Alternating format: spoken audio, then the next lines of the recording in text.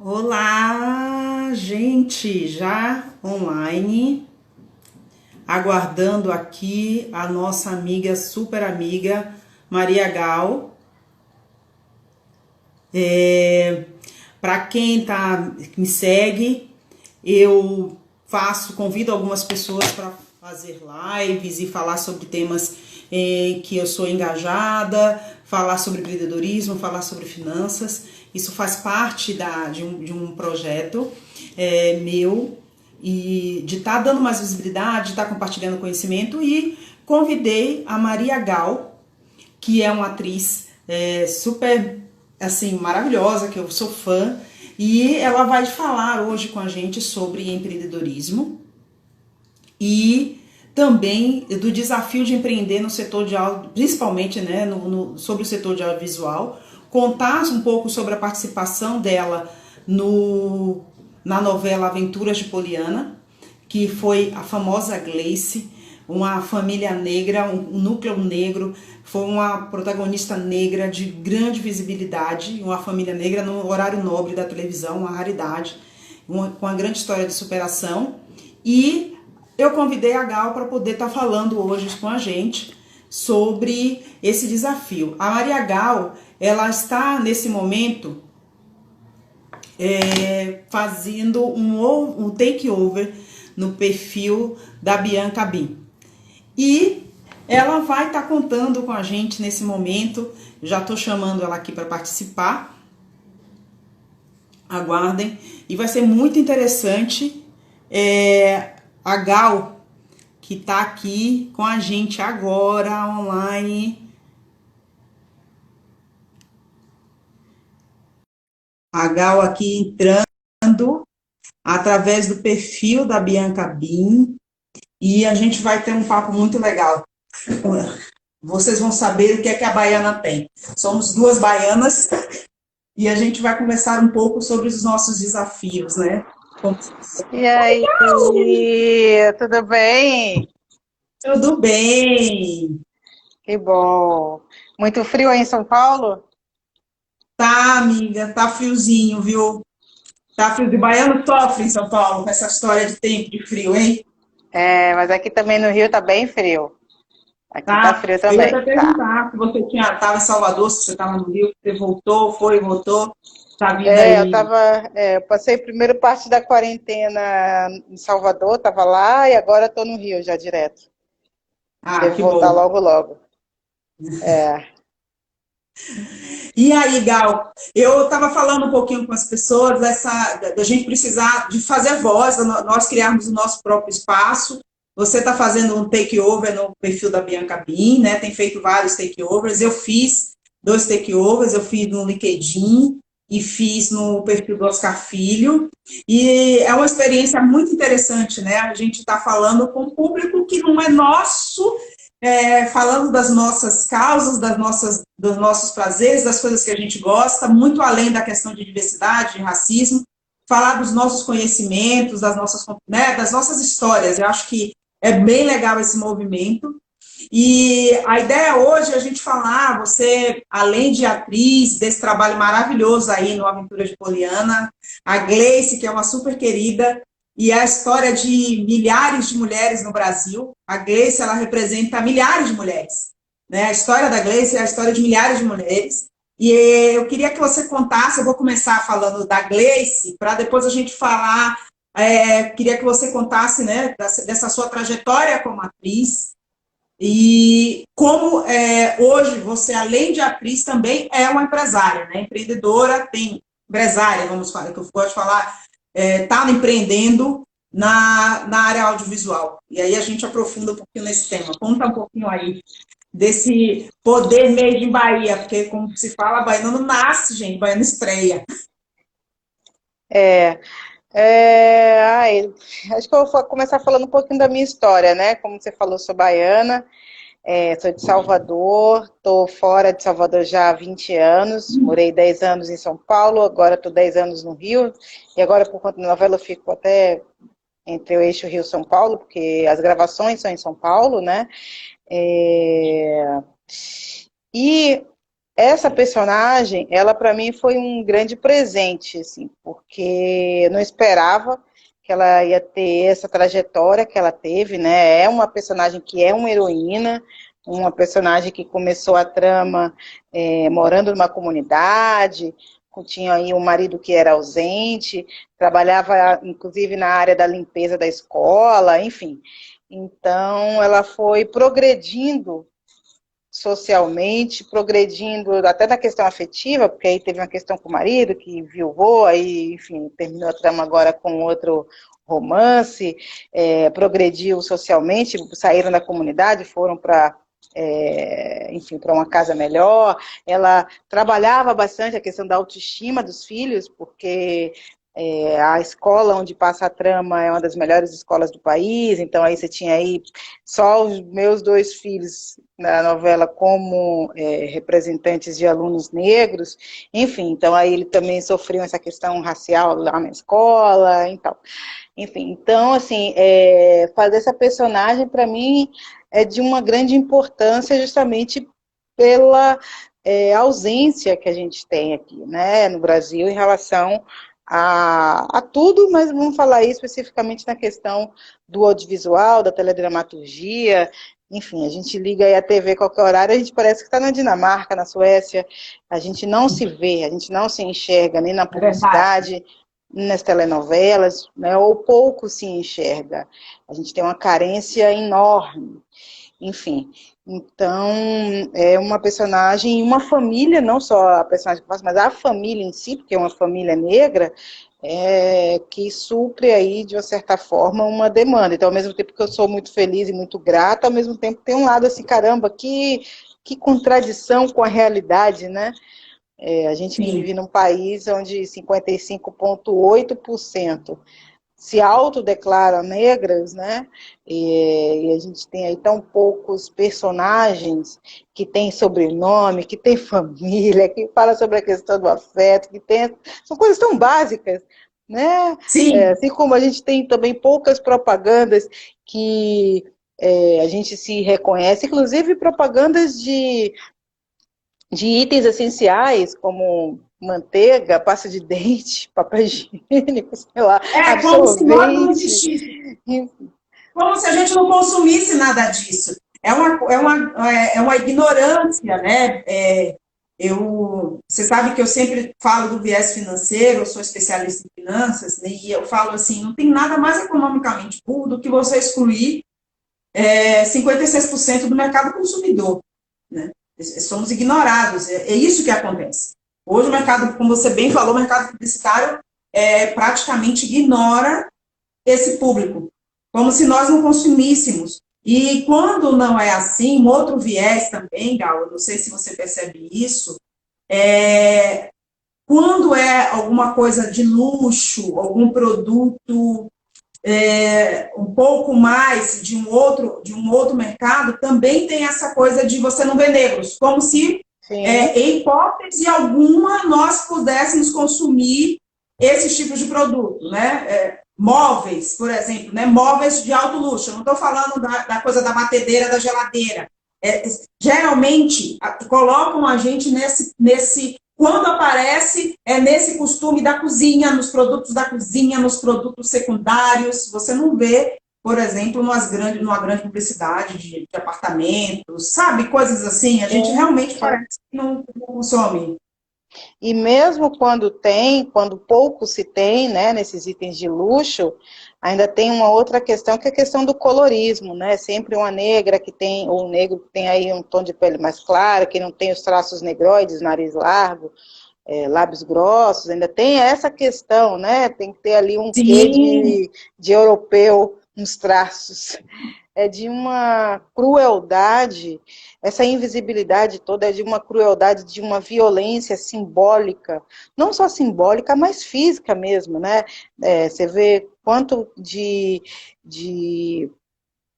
consequências que essa invisibilidade traz, não só para os jovens negros, para a gente, enquanto pessoas negras, mas até mesmo para as próprias pessoas brancas, porque aí eles acabam se dando, inclusive, ao direito de serem até mais racistas, né? Você vê o caso da menina lá, eu nem lembro o nome do Instagram, enfim, que falou que negro só podia ser ladrão, sei lá, uma coisa assim que ela falou. Olha o absurdo, né? Não estou querendo Nossa, minimizar nem defendê-la, essas mas coisas dá até tristeza.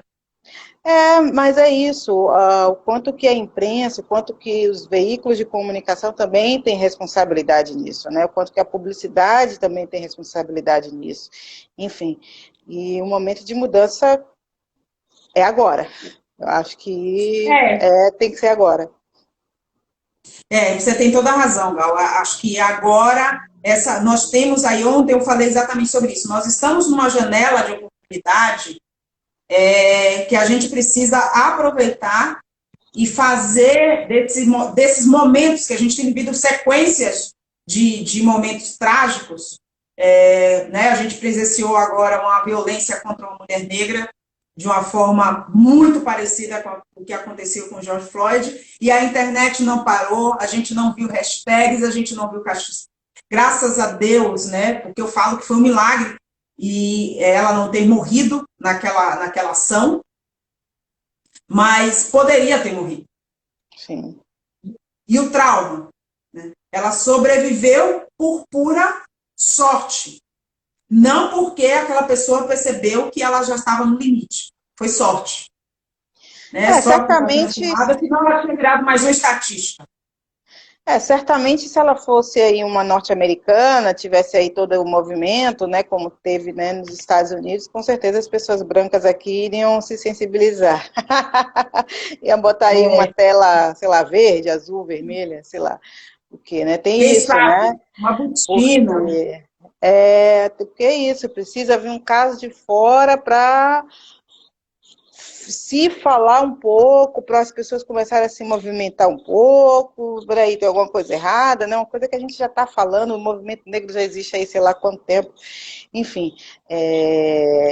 Então precisa ter um dado aí, tem que vir do estrangeiro para poder ter algum tipo de valor, né? Muito triste. E você falou bem, né? O movimento negro, e aí acho que nós temos aqui duas baianas falando, a gente conhece, eu me conheço o movimento negro desde que eu nasci, né? Eu não estou com 20 anos, gente. Então, assim, a gente, né, não sou novinha. Eu, particularmente, não sou, né, eu falo por mim, não sou novinha. E movimento negro, a questão racial, a gente discute dentro de casa desde que eu nasci, né? A Bahia tem um histórico, né, e isso faz parte da nossa história, de todas as revoluções, a revolta dos malês que aconteceu na Bahia.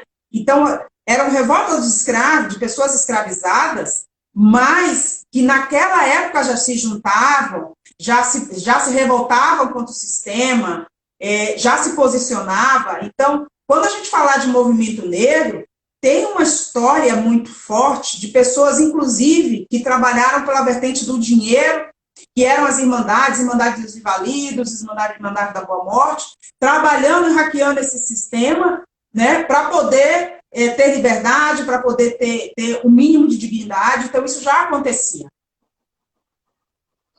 O movimento...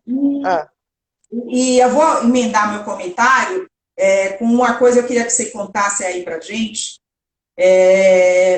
A gente falou das propagandas, das publicidades e do meio artístico, e queria que você contasse, né, porque você criou uma produtora. Então, o que te motivou, além de ser atriz, exercer maravilhosamente o que você ama, por que você resolveu ser empresária também? Com certeza, assim, com certeza, justamente para eu ter espaço, né? Ser atriz negra, retinta no Brasil, e querer viver disso não é algo fácil. Nordestina, importante falar isso também, não é algo fácil. Vamos lá, estou fazendo a conta das cotas que nós somos, né? Negra, mulher, nordestina, é isso, não é algo fácil. A cota da cota. Eu falo, exatamente, né? É a cota da cota da cota. Para você ter uma ideia, as atrizes negras no cinema, por exemplo, Tem um estudo do grupo da Universidade Estadual do Rio de Janeiro que diz que as atrizes negras estão em apenas 4,4% dos filmes produzidos no Brasil, né? Só para você ter uma ideia o quanto que a gente pouco representada, e mesmo quando é representada, a gente também está ali, muitos em papéis estereotipados, ou na periferia ali da obra, né? Poucos protagonismos nos oferecem. Então, e aí teve um episódio que eu fui fazer um teste para um filme, e um diretor, aí eu fui passando de fase e tal, fui até o final, ficou entre eu e uma atriz branca, bonita, cabelo liso, enfim, traços europeus. E Sim, aí o porque aqui na diretor, Dinamarca, né, tem que aqui ter na a Dinamarca, simpatia. exatamente, Na exatamente. Dinamarca. Aí o diretor optou pela atriz branca, porque para ele o tom da pele dela representava mais aqui a Dinamarca, né? Era mais comercial aqui para a Dinamarca. Enfim. Aí, isso para mim foi assustador, porque por mais que a gente não se veja, né, a gente não se vê, a gente acostuma até em não se ver, né, infelizmente, para mim foi um baque, assim, ouvir isso. Eu não ouvi dele, eu ouvi de uma pessoa que trabalhava na produção, e que era meu amigo, e que é negro, e eu fiquei, assim, muito... Eu nunca tinha ouvido nada próximo a isso, assim. Porque uma coisa é você saber que o racismo existe, que você tem menos Sim. oportunidades, que os papéis, né, quando são para negros, está lá escrito, tem que ser atriz negra, né, tem essa limitação. Outra coisa é você ouvir isso, assim, e uma informação completamente equivocada, porque como que é mais comercial se os negros são maioria? Quer dizer, ainda tem uma contradição. Enfim, aí eu falei, gente, realmente eu tenho que produzir, porque se eu quiser viver disso, não dá para ficar à mercê desse olhar racista de muitos, obviamente eu não vou generalizar, mas são muitos diretores, produtores, roteiristas negros neste país. Para além disso, assim, o começo da minha trajetória, eu comecei a fazer teatro no Teatro Vila Velha, estudei com o bando de teatro Lodum, fiz peças com eles, enfim. E o bando já falava da questão racial há 30 anos, né? Já falava sobre isso há muito tempo, e tinha essa coisa de se autoproduzir. Então, Sim. essas foram as duas coisas que ficaram no meu DNA. E aí eu abri a Maria Produtora, que tem a missão de produzir filmes e séries comerciais, Tcharam! Olha, obviamente, porque a gente compra. Para quem não está, obviamente, a gente consome, né? O consumo exatamente, da população negra, a gente consome. Hashtag fica a exata, dica, é 1,7 trilhões que a gente movimenta nesse país. Então, se não entendeu, cara, deixa eu exatamente, aproveitar agora, aproveita o bate-papo. exatamente, comerciais e que fale de representatividade negra e feminina. E é claro que isso não é uma missão fácil, enquanto produtora eu estou engatinhando ainda, mas é uma forma que eu acredito assim que vai ampliar a minha autonomia enquanto artista, enquanto atriz, inclusive, enfim, eu não vejo outra saída senão a gente se autoproduzir. Né? Não é fácil, não é nem um pouco fácil, audiovisual é extremamente complexo, são muitas pessoas envolvidas, movimenta aí um mercado que tem um PIB maior do que o da indústria farmacêutica, maior do que o da indústria automobilística, é um mercado extremamente fechado, está em poucas mãos, em poucas famílias brancas, homens brancos, enfim. Então, convencer grandes empresas, convencer... Hã? Falhou aqui. Oi, oi, oi. Tá me ouvindo? Ih, tá falhando. Já anda?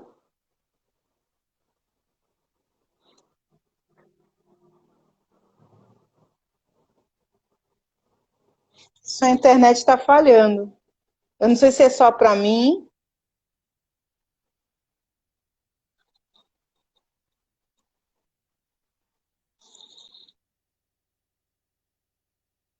Tá rodando assim, ó. Travou. Acho que as pessoas também, para você. Você travou também, ó.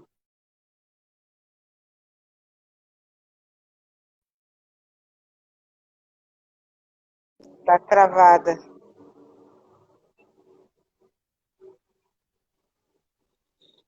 Mais ou menos.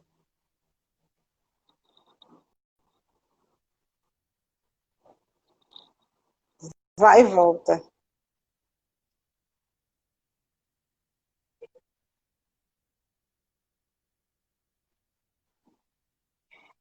Eu vou falando.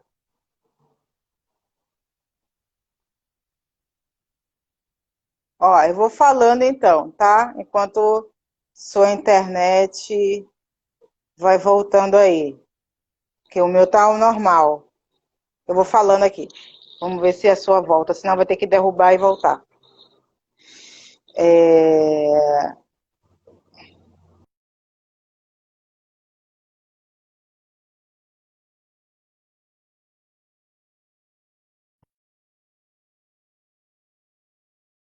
convencer grandes empresas, grandes exibidores, né? Mesmo você sendo pequeno, ainda mais, né, quando você é pequeno, é algo que você precisa ter muita estratégia, muita, muito network, gastar muita sola de sapato, muito poder de oratória, de convencimento, enfim. Então, mas é um caminho que eu acredito que é necessário.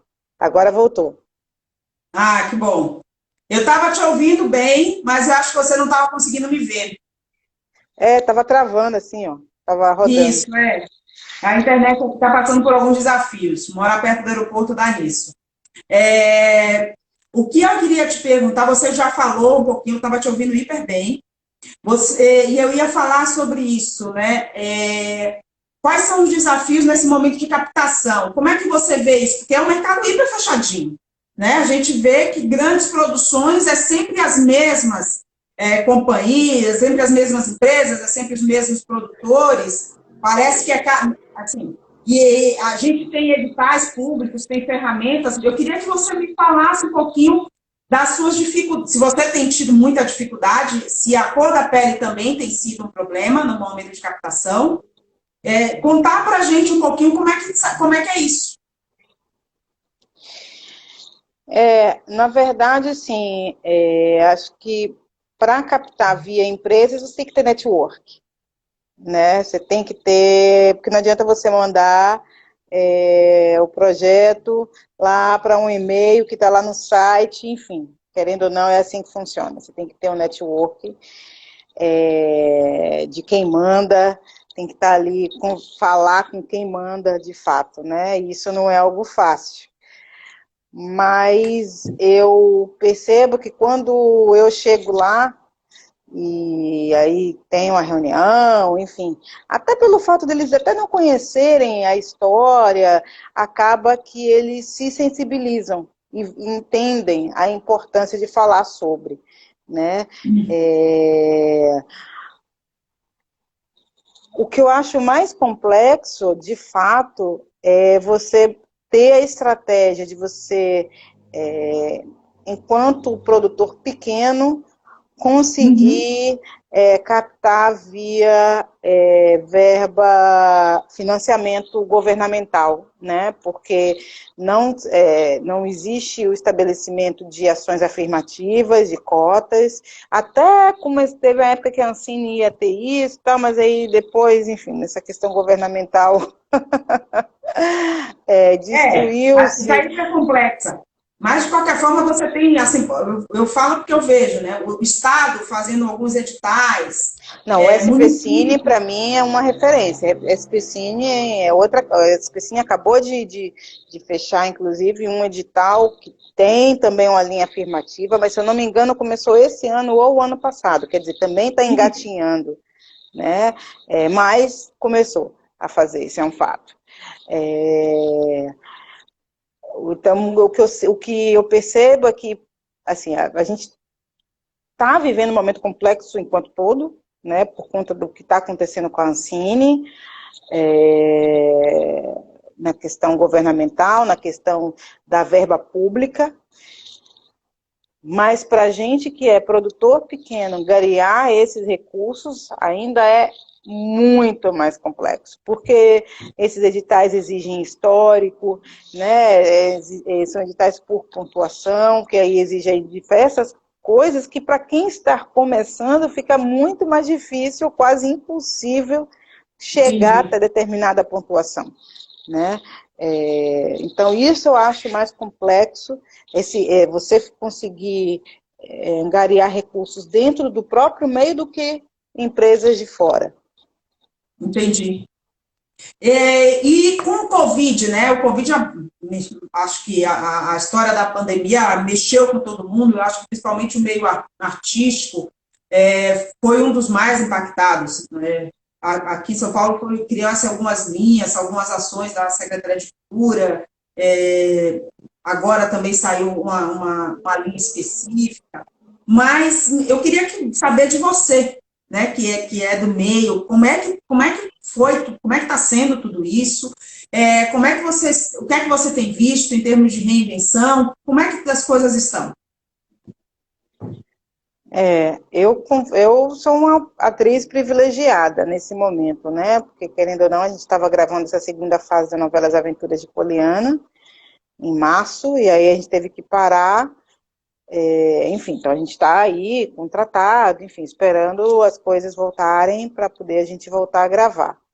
Agora, para quem depende, né, a gente tinha espetáculos que estavam para estrear, enfim, aí realmente é muito delicado. E o pior de tudo é que a gente está num governo que parece que não gosta de cultura, não gosta de arte, não entende, não só não gosta, mas não entende o quanto que a cultura tem um potencial enorme, econômico, inclusive.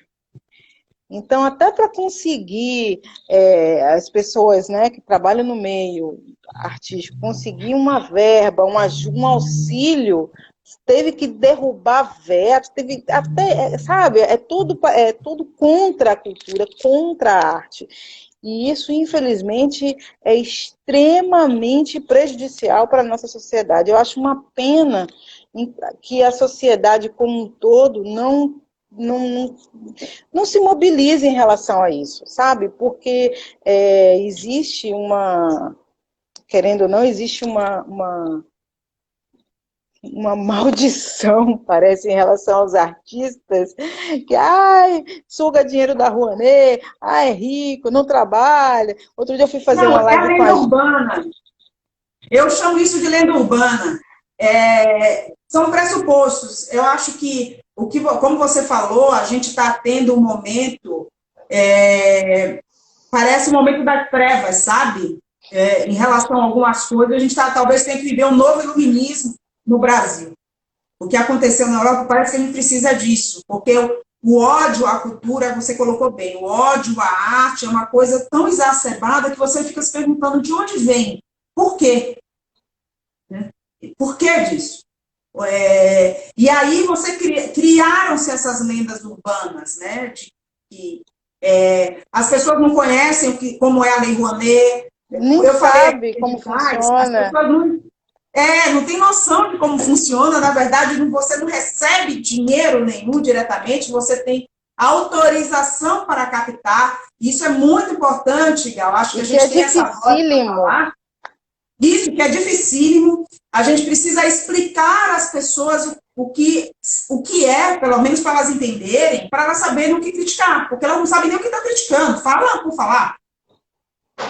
Exatamente. Por exemplo, como você falou, participar de um edital, gente, não é simples pegar, participou de um edital, ficou milionário. Não, tem prestação de contas, tem que devolver dinheiro, se não foi aquilo. Então, assim, não é uma coisa tão simples, né? E eu acho que é muito importante a gente falar sobre isso e acabar com esses mitos, essas lendas urbanas. Você falou muito bem disso aí, e sempre é bom a gente pautar aí. Nessa conversa nossa, eu até fiz assim, olha, Gal, eu queria muito que você falasse dessas dificuldades do que é ser atriz, porque, por exemplo, você está tendo uma visibilidade, como você falou, nesse momento é uma privilegiada, está tendo uma grande visibilidade, um personagem extremamente abraçado pela população, que as pessoas se identificaram, e você está pautando aqui a dificuldade que é ter uma produtora, que mesmo sendo uma atriz conhecida, não é fácil. Ave Maria, dificílimo. É uma burocracia enorme, né? Primeiro que assim, para você ter um projeto aprovado na lei, né? Você tem, além de escrever todo o projeto, tem que dar ali toda a justificativa, tem que mandar planilha, né? Isso, e o fato de você mandar não significa que isso vai ser aprovado. Isso é averiguado, é questionado. Por que tanto para isso? Por que tanto para aquilo? Né? Não é assim, mandou e conseguiu o dinheiro, como você falou. Não. Você primeiro manda, tem toda essa questão da aprovação, que já demora em um tempo, não é uma coisa assim automática. Aí você precisa ali de ter uma pessoa que saiba fazer, porque não é uma coisa fácil, né? Tem um contador, tem, enfim, CNPJ, tem que pagar, empresa, por exemplo. Depois disso, que aí você vai bater de porta em porta nas empresas, e chegar na empresa não é assim, oi, chegar, sei lá, na Vivo, oi, eu sou Maria Gal, estou aqui, quero me contar, não é assim. Né? Tem que fazer todo um projeto de captação, e aí se você conseguir captar, né? Se você conseguir captar, aí no caso do audiovisual, você só pode mexer no dinheiro depois de ter pelo menos 50% do valor captado, ou seja, não é, o dinheiro entrou na conta, aí já vou mexer. Não é isso, não é na conta pessoal, não é na conta de sua empresa, é uma conta específica do projeto. Cada centavo que sai dali tem que ter uma nota, na nota tem que estar lá especificado qual é o trabalho que a pessoa teve, o que a empresa teve, enfim, é toda uma burocracia e são tantas pessoas envolvidas, é que agora eu não me lembro de qual, mas acho que são 13 mil pessoas,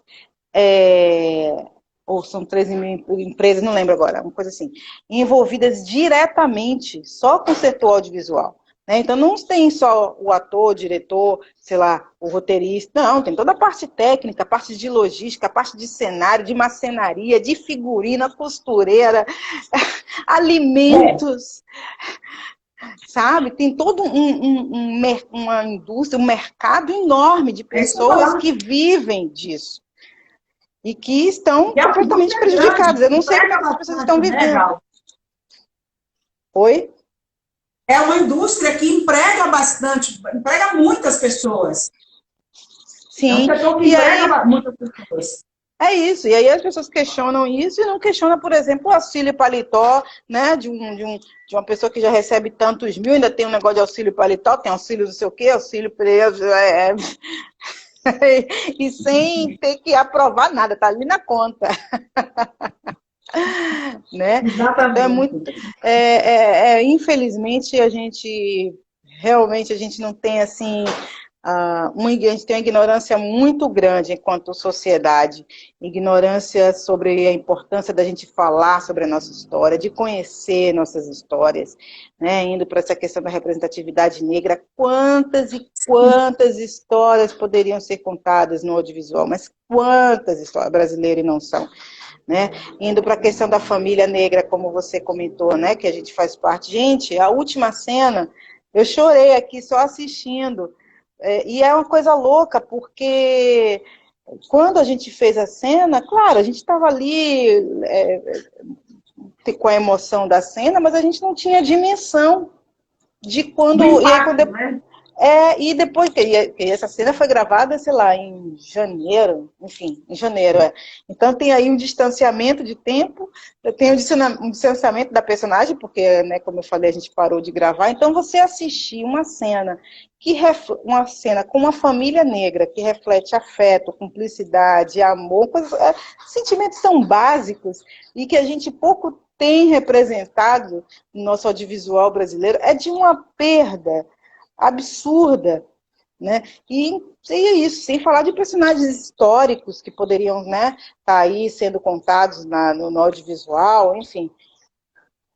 E eu ia te perguntar do filme, né, da Carolina, filme da Carolina de Jesus, que você está produzindo, eu estou na expectativa, a gente já comentou tanto sobre essa produção.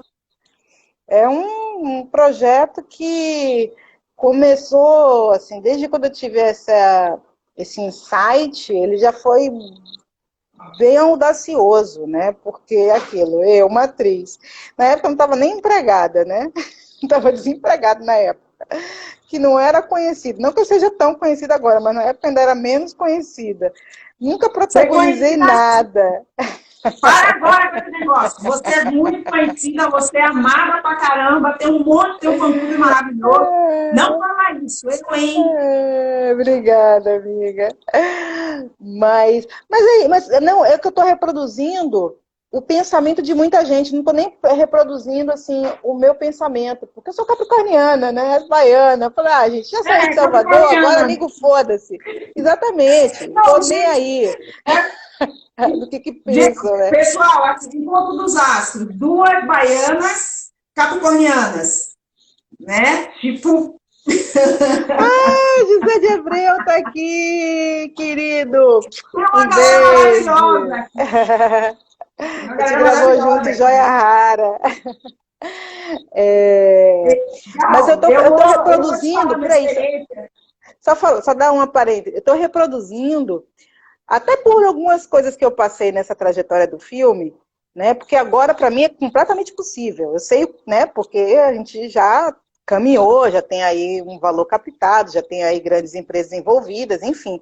Mas quando não era, e aí nessa trajetória para chegar até aqui, das coisas que passaram, que aconteceu comigo por conta disso, tinha esse pensamento por parte de pessoas brancas, de homens brancos, né? Pô, o que você quer fazer, produzir um filme? Você tá louca? Um filme de época? Porque a gente tá falando de um filme de época, que ainda é mais caro. Sim. A gente tá falando de um filme comercial, de comédia, que você faz com 1 milhão e pouco, 2 milhões ali amarrando, mas dá para fazer, não. Tá falando de uma coisa que é caro, que é filme de época, tem toda a questão da cenografia, da direção de arte, enfim, é mais caro ainda. Então é muito ambicioso. E eu queria que ele fosse já um filme que é para o mundo ver. Já que estamos fazendo esse negócio, vamos fazer um negócio mais fácil. É para o mundo ver. E aí, então, embarcar nessa história e ter fôlego, né? Porque também tem isso, tem que ter fôlego. Porque não é uma captação que você faz em 1 ano, 2, 5, 10, demora mesmo. Porque até você chegar a determinada empresa, ter, né? É um caminhar.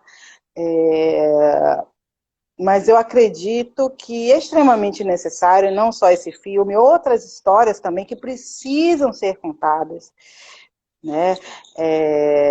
Histórias de humor. A gente precisa de representatividade. Gente, outro dia eu estava aqui assistindo a TV fechada, eu me irritei tanto que eu desliguei. Eu falei, gente, só tem branco. Que falta de respeito.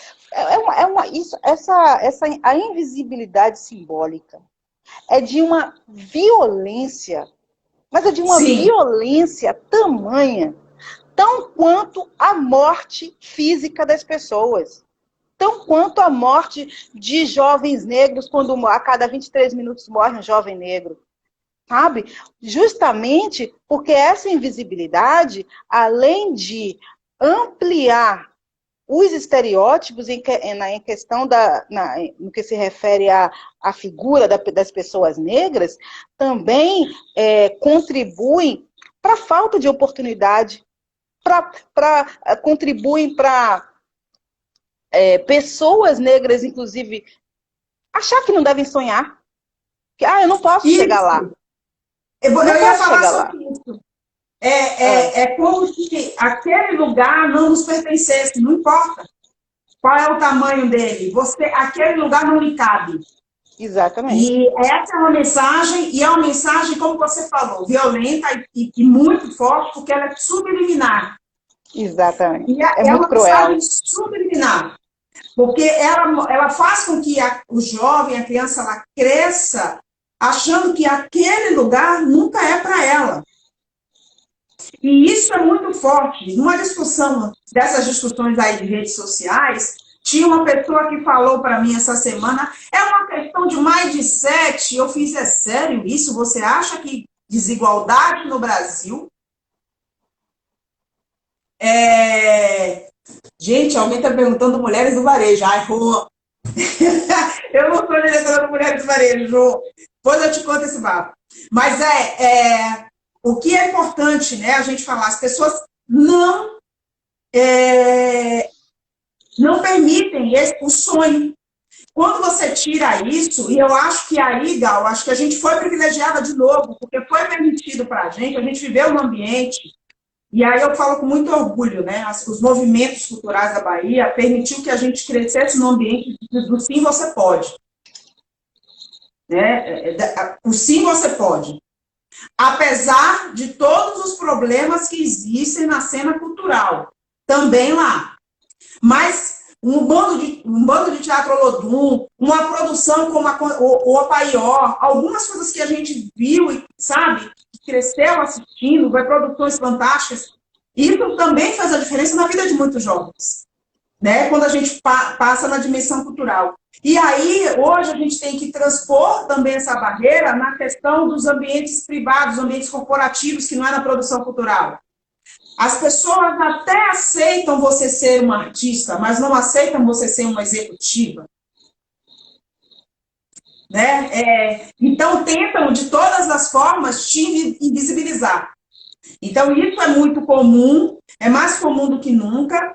E você sabe um exercício, você estava falando de TV privada, eu vou te falar um exercício que eu estou fazendo, e eu fiquei sonhando, gente, que eu gosto de sonhar, né? Não sei tocar um pandeiro, canto mal pra caramba, vou fazer. Deixo aqui um convite, quem quiser fazer uma live karaokê comigo, estou à disposição, eu canto mal, mas eu gosto de cantar. Eu tenho feito um exercício, de verdade, eu pouco tenho assistido TV aberta, e eu estou adorando assistir os filmes de Nollywood, que é a produção nigeriana, né? Tem o Bollywood, que é da Índia, e tem o Nollywood, de ver os dramas protagonizados por pessoas negras. Gente, isso está me dando, assim, juro para você, é uma delícia de assistir. Estou assistindo filmes muito bons. Assistindo, não são grandes produções caríssimas como as de Hollywood, mas a de Hollywood tem muito conteúdo, tem os mesmos dramas, as mesmas aventuras, as comédias. E sabe o que é engraçado? Eu assisti um outro dia, que era A Foto Perfeita, The Picture Perfect. Eram 3 mulheres negras, as aventuras, né, e desventuras delas, 3 grandes amigas, e as pessoas brancas que apareciam na trama eram a cota. Sabe? Tipo assim, sim. Nossa, mas você vai namorar com... Os dramas eram invertidos. Ai, então, me manda isso, eu quero ver, eu tenho pensado muito sobre isso. Como você vai se relacionar com um homem branco, né? Ou como você vai se relacionar com uma mulher branca? Os dilemas que a gente vê nos nossos filmes, nas nossas TVs, das relações interraciais, é invertido lá.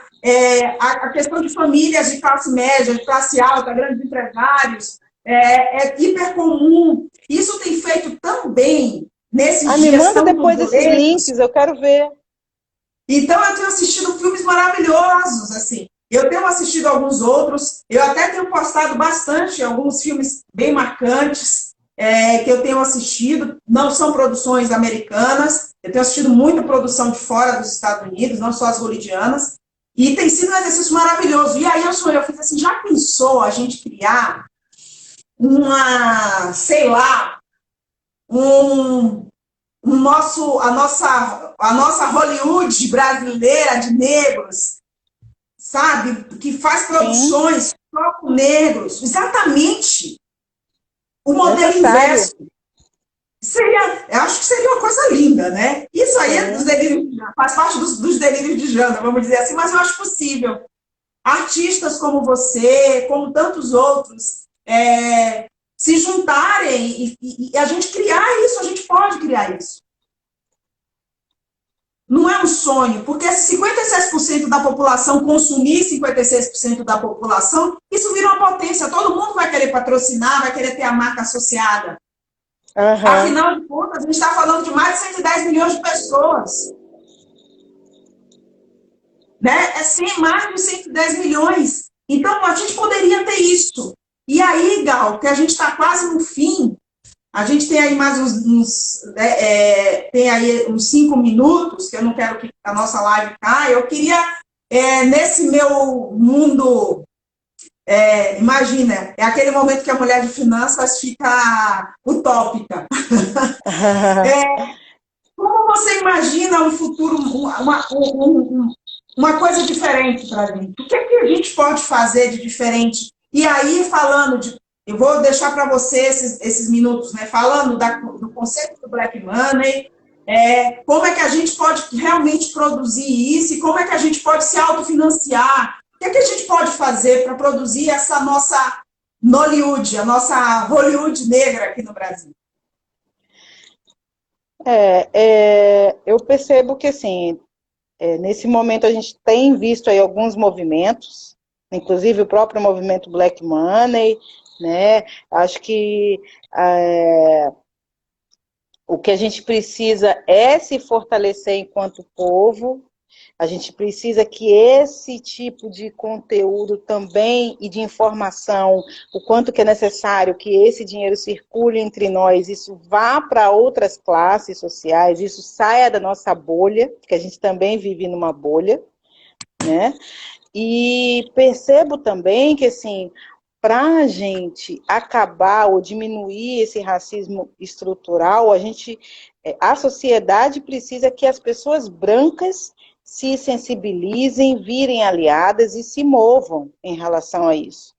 Porque a grande questão é, as pessoas brancas estão preparadas para terem atitudes antirracistas? Estão preparadas para virarem aliadas? Estão preparadas para se indignarem quando alguma coisa acontecer para além da tela preta, né? Estão preparadas? Isso. Estão preparadas para colocar ações afirmativas nas suas empresas? Estão preparadas para questionar por que tem poucos funcionários negros ali na empresa em que trabalha e por que e em quais postos estão? Essa é a questão. As pessoas brancas aqui no Brasil precisam, de fato, ter a responsabilidade, porque assim, ok, as pessoas que estão vivas hoje, que são brancas, não têm responsabilidade sobre o passado, sobre a escravidão, nada disso. Não tem, de fato. Não foram elas, foram seus antepassados, enfim. Mas elas têm a responsabilidade hoje para que o racismo estrutural não se perpetue aqui no Brasil. E isso são com ações simbólicas, são com ações concretas, são com ações no dia a dia, no local de trabalho, na escola, né, no dia a dia, na educação dos filhos. Então a questão é, as pessoas brancas estão preparadas para resistir, para pararem de resistir a falar sobre o tema e agir de fato? Porque a gente precisa desses aliados. São eles que estão nos postos de poder de todos os setores da economia, da política, em tudo. De absolutamente tudo. Entender que o privilégio dela, que pela cor da pele, basicamente, e é a cor da pele. O maior privilégio dessa pessoa, às vezes, não é nem ela ter condições, mas a cor da pele a privilegia em várias oportunidades. Sim. E abre portas. É importante a gente ter esse olhar e que as pessoas elas tenham consciência de que o mundo melhor ele vai ser construído por todos nós.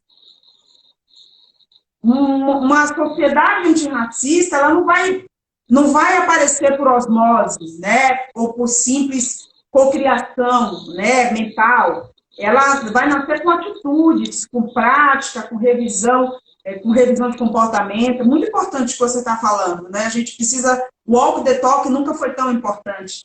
E tem gente questionando para mim aí, me questionando, né, de um grupo de varejo e tal.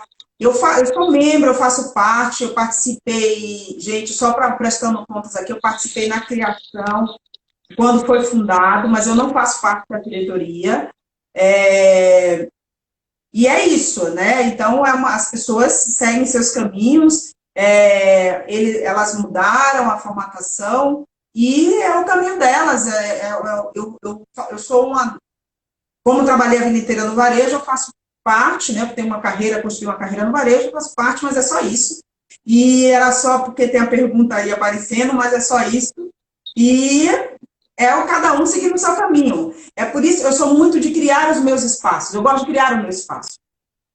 Porque eu acredito que a gente tem potencial. O que você está fazendo, Gal? A gente cria os nossos espaços. A gente não espera que, né, ficar Criar as esperando cobrar uma cadeira, oportunidades. né? A gente vai, e a Beyoncé fala muito bem isso, né? Ela criou o espaço dela, né? A gente precisa ter muito mais Marias Gal da vida, né? A gente precisa ter essa força que tem lá fora, esses artistas aqui. A gente precisa fortalecer.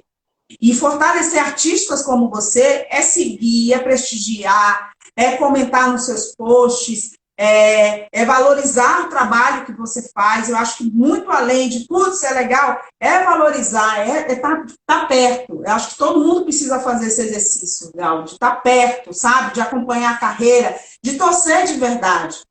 Né? É muito importante o trabalho que você faz e a visibilidade que você teve aí 2 anos, não foi 2 anos a aventura, né, de Poliana? Foi 2 anos e pouquinho no ar. Estreou Gente, em maio de 2018. Nobre. Amiga, que luxo! Que luxo! E no horário nobre, né? Então, muita visibilidade. É tão importante a gente falar dessa visibilidade e que venha mais projetos e mais espaços como esse, né? Para poder as pessoas tirarem o mito. Mas tem uma jornada do herói, né? Foi construído. A Gleice, ela não surgiu como uma médica, ou como uma professora, ou como uma doutora, que é outra coisa que a gente precisa pedir, que parem de nos colocar sempre no último lugar. Sim. Nos lugares tradicionais, que cabe para a gente, né? Que acham que cabe, porque a gente cabe em qualquer lugar, né? A gente tem espaço para estar em qualquer lugar. Mas isso é importante. Né? Por que a Gleice não já nasceu como a dona da escola, como uma professora, como uma empresária, como uma médica? Ela teve que construir uma jornada do herói. Mas tem a jornada do herói, né? Que dramaturgicamente isso é fantástico, né? Tem essa questão dos estereótipos, sim, obviamente, mas falando na questão dramatúrgica, isso é fantástico, é uma heroína.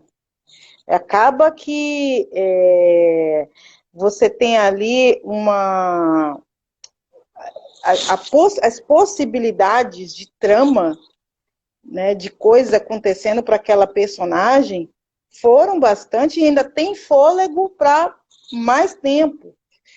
Nossa, né? Que máximo! Que máximo! Então, senão a gente vai te ver um monte ainda nela. Porque alguns personagens tiveram que sair nessa segunda fase, alguns continuam e outros novos chegam, né?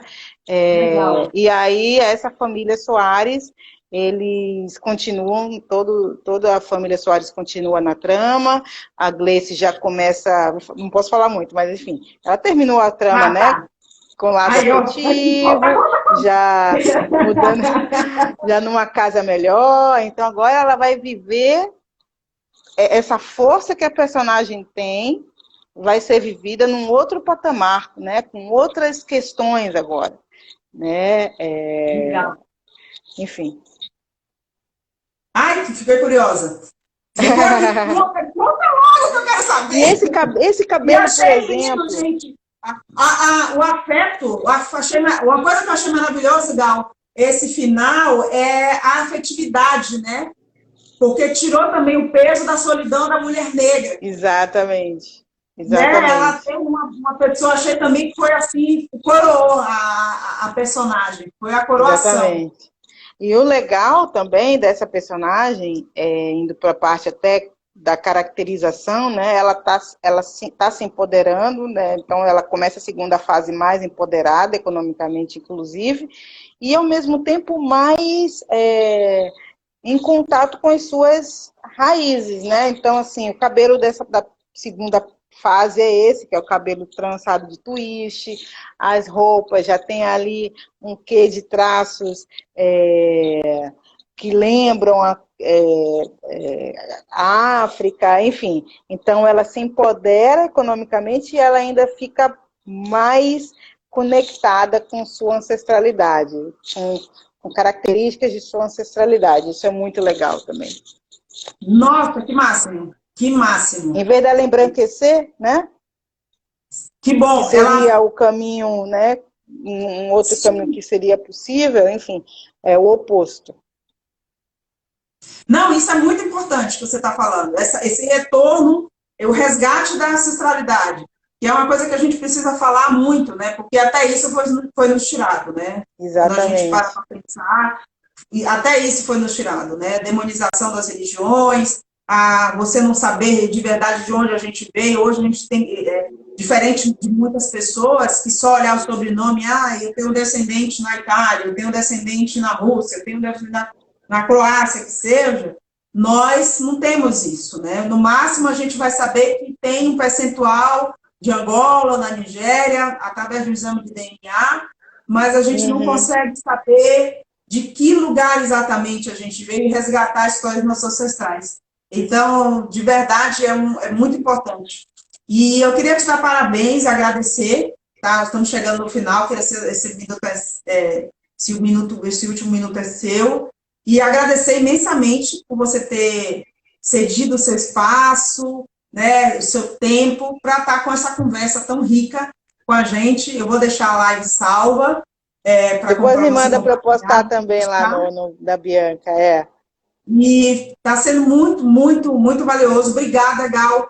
E esse último minuto é teu para você agradecer. E em breve a gente vai estar juntas de novo, comemorando, né? Falando da nossa baianidade na Go. Com certeza. Gente, obrigada por estarem aqui assistindo. Obrigado, Janda, pelo convite. Para mim é uma honra estar aqui fazendo esse papo com você, né? Te admiro muito, você sabe disso. Te admiro. Te conheci no Mulheres do Brasil, né? Lá no Comitê de Igualdade Racial. Enfim, então, e é muito importante a gente ter cada vez mais esses diálogos, né? É importante a gente estar falando cada vez mais sobre esse tema, para que as pessoas tenham aí um mínimo de empatia para de fato agirem, terem ações concretas, para que a gente possa viver numa cidade minimamente mais justa e igualitária para todos. Obrigada. Beijão, beijão a todo mundo que está assistindo. Obrigado quem ficou com a gente até o final, hein, gente? Vai estar salvo, vocês vão amar. Um beijo, Gal. Até a próxima. Beijo, amor. Até.